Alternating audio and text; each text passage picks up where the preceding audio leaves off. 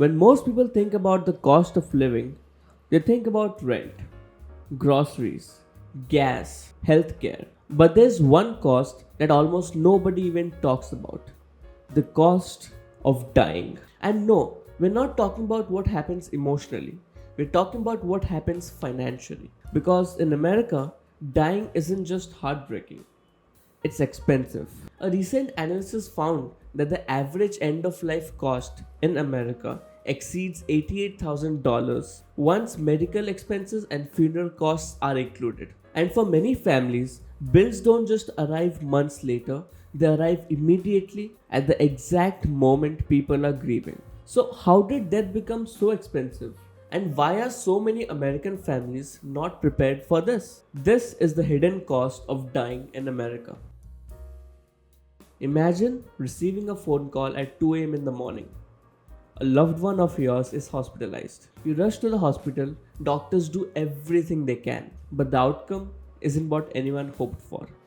In that moment, money is the last thing on your mind. But within days, sometimes hours, the financial reality begins. There are hospital bills, funeral arrangements, legal paperwork, transportation costs, death certificates, estate expenses, and suddenly your grief is competing with the invoices. Most Americans never realize how many financial decisions happen immediately after death until they are forced to make them.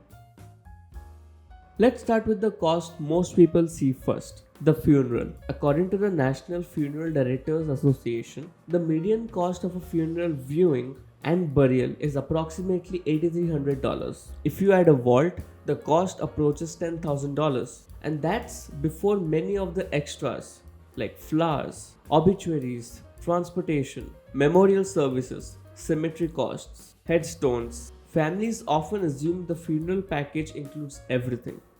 It usually doesn't. One recent report found that many Americans underestimate the funeral costs and are shocked by how fragmented the expenses become. It's a bit like booking a budget airline ticket. The advertised price might look manageable, then the additional fees start appearing. Except this isn't a vacation, it's a funeral.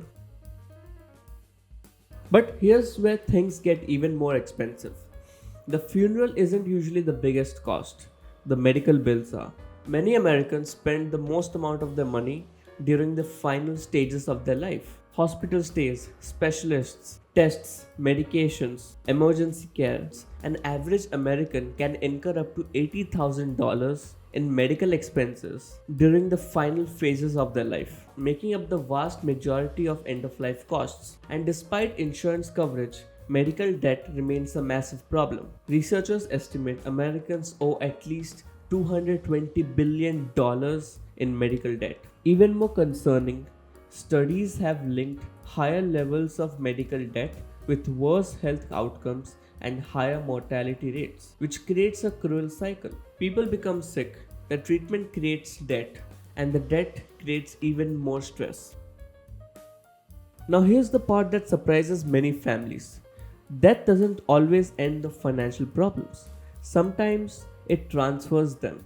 Many surviving spouses find themselves navigating thousands of dollars in outstanding expenses. A recent Consumer Financial Protection Bureau analysis found out that surviving spouses often carry significantly more medical debt than the general population. Now, legally, most debts are paid by deceased person's estate first, but the process can be complicated. And during the time of grief, many families don't know what they're responsible for and what they're not, which creates confusion, stress, and sometimes costly mistakes.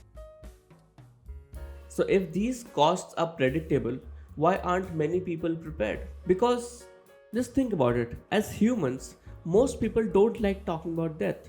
It's uncomfortable, it's emotional, and it feels far away until it isn't. Recent research shows that many Americans have done little or no financial planning for funeral or end of life costs. People prepare for vacations, for colleges, but many never even prepare for an event that's guaranteed to happen. And when that event arrives, their loved ones often pay the price. Literally. This is exactly why life insurance exists. Not because anyone wants to think about death, but because family needs protection from the financial consequences of it. For many households, losing a loved one doesn't just create an emotional loss, it creates an income loss. And that's where products like Family Protector 2 from LCBA Life can play an important role. The idea is simple. If something happens to you, your family shouldn't have to worry on how they'll pay the mortgage, cover funeral expenses, or manage day to day life. Family Protector 2 is designed to help provide financial support when families need it the most. Because the goal isn't just protecting a life, it's protecting the people who depend on it. And that's rare. And the broader trend is becoming harder to ignore. Funeral costs has steadily risen. Medical expenses remain among the highest in the world, and many households are already living paycheck to paycheck.